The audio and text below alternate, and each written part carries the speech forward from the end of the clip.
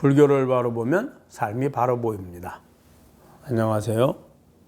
불바보TV의 목종입니다.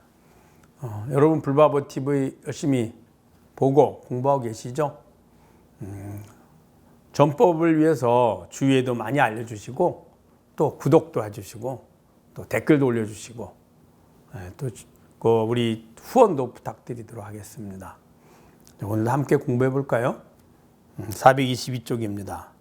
낙숫물 소리가 들리느냐?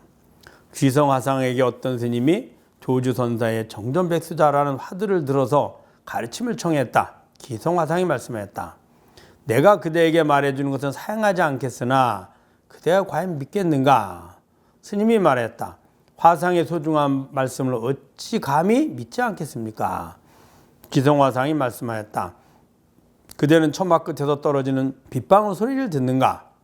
그 스님이 화련히 크게 깨닫고 예배하였다. 귀성화상이 말씀하였다. 그대는 무슨 소리를 보았기에 예배를 하는가? 그 스님이 다시 개성으로 대답하였다.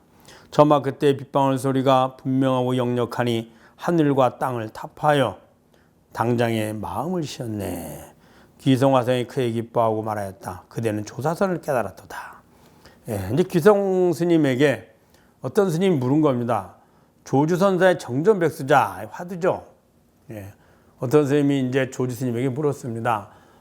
여하시 조사설에 있고 어떤 것이 조사 스님 즉 달마 스님이 전해준 그 불교의 핵심입니까? 라고 물으니까 조주 스님이 정전백수자다. 마침 아마 앞에 잣나무 하나 있었나 보죠. 뜰 앞에. 그러니까 저 뜰 앞에 잣나무다 이렇게 한 거예요. 그게 이제 정전백수자라는 화두입니다. 이제 그거를 물은 거예요. 그러자 귀성 스님이 뭐라 했냐면 내가 알려주는 건 어렵지 않은데 내 말을 믿을 수 있겠느냐라고 물은 거죠. 그래서 내가 그대에게 말해준 것은 사양하지 않겠으나 그대가 과연 믿겠는가? 그 스님이 말하였다. 화상의 소중한 말씀을 어찌 감히 믿지 않겠습니까? 아유, 제가 그 스님의 말씀을 어찌 믿지 않겠습니까? 라고 하자 귀성 화상이 말씀하였다. 그대는 처마 끝에서 떨어지는 빗방울 소리를 듣는가? 처마 끝에 이제 비가 오고 나면 또 그때 마침 아마 이 스님과 귀성 화상의 대화할 때 비가 오셨는가 보죠. 마침 이제 처마에서 빗방울이 똑똑똑 떨어지니까 그래 저 빗소리 들리느냐 물은 거예요. 그러자 들립니다 하는 순간에 듣는 주인공을 깨달은 거죠. 우리는 이제 정전백수자라니까 정전백수자 그 뜰 앞에 잣나무 꼽혀 있잖아요. 그때 잣나무가 아니고 앞에 예를 들어서 밤나무가 있었더라면 조주 스님은 저 밤나무다 했을 것이고 밤나무도 없고 보이는 게 별로 신통치 않고 물소리가 들렸다면 저 신음물 소리를 듣느냐라고 물었을 겁니다. 왜?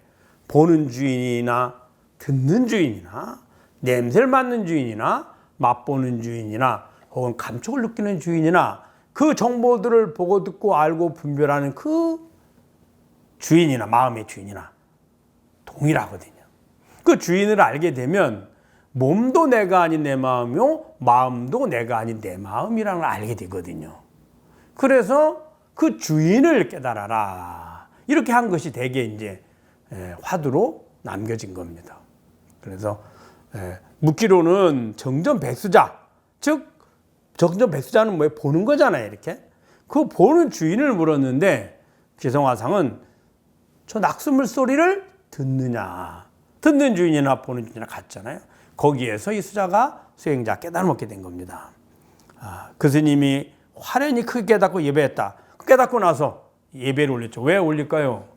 나를 생사윤회 해탈 열반으로 이끌어준 스승이요 부처님이니 당연히 예배를 하였죠. 예배를 올린 거예요. 귀성화상이 말씀하였다. 그대는 무슨 도리를 보았기에 예배를 하는가? 그래 무엇을 깨달았기에 나한테 예배를 하느냐라고 질문을 하자 그 스님이 다시 개성으로 대답하였다. 처마 끝에 빗방울 소리가 분명하고 역력하니 하늘과 땅을 타파하여 당장의 마음을 쉬었네. 처마 끝에 빗방울 소리를 똑똑 듣는 그 주인 자성을 딱 깨닫고 나니까 분명하고 역력하다. 그게 무슨 말이냐? 모든 산하대지가 내가 보고 듣고 하는 이 모든 것이 다 자성에 비춰진 내 마음임을 역력하게 알겠더라는 거죠. 보고 아는 거죠. 예. 어느 것 하나 벗어난 게 없거든요. 그래서 분명하고 역력하다. 그래서 고개 들어 보거나 귀로 소리를 들을 때 항상 분명하고 역력하죠.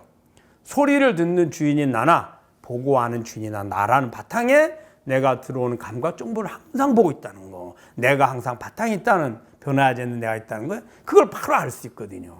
그래서 분명하고 역력하다 이렇게 한 겁니다. 하늘과 땅을 타파했네. 모를 때는 저 하늘이 있고 땅이 있고 땅 위에 이런 삼라만상이 존재하고 너와 내가 있다고 했는데, 알고 보니 하늘이라는 것도 내 마음이요, 땅이라는 것도 내 마음이요, 너라는 것도 내 마음이요, 보고하는 삼라만상이 다 내 마음의 모습일 뿐 존재하는 실체하는 건 아무것도 없죠. 이제 그걸 반야라 하거든요. 그걸 이제 이야기한 겁니다. 그래서 하늘과 땅을 타파했다 한 거죠. 당장 마음을 씌었네. 왜 마음을 쉴까요? 우리는 마음을 중생은 쉴 수 없습니다. 매 순간. 왜 쉴 수 없을까요? 끊임없이 괴로움에서 즐거움을 구하려 하기 때문입니다. 즉 불만족해서 만족을 구하려 하죠. 그래서 구하려 하니 내가 선택하고 실천한 이 행위들이 과연 내게 즐거움을 가져다 줄지, 또 지금 보고 듣고 하는 들어온 정보들이 나에게 괴로움을 줄지 혹은 즐거움을 줄지, 방해를 할지 도움을 줄지 끊임없이 우리는 분석해야 되고 분별하고 선택하고 실천해야만 합니다. 단 한순간도 여기서 벗어나 있지 않죠. 그 이유는 마음을 나로 착각했기 때문입니다.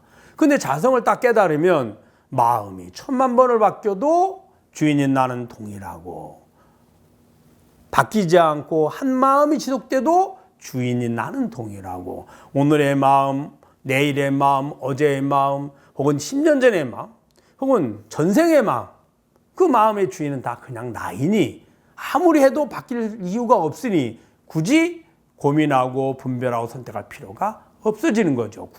구하는 마음이 사라지는 거예요. 그래서 마음을 쉬다. 크게 한 마음 쉬었다. 이런 말 한 겁니다. 이런 걸 다른 말로 뭐라 하냐? 무학. 배울 필요가 없다. 왜? 배우는 이유는 그걸 배워도 즐거움을 얻는데 도움을 받으려고 했던 거거든요. 그래서 한 마음 크게 쉬었다. 이렇게 얘기한 겁니다. 귀성화생이 크게 기뻐하고 말했다. 그대는 조사선을 깨달았도다. 그 이야기를 듣고 귀성화생이, 그래 자네가 드디어 조사의 관문을 통과했네. 즉 조사선을 깨달았네. 이렇게 이야기했다는 겁니다. 여러분 잘 아셨죠?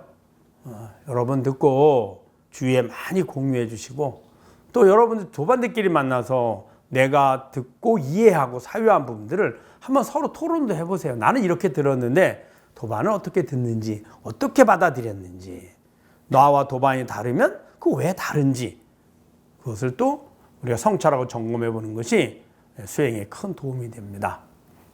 다음에 뵙도록 하겠습니다. 감사합니다.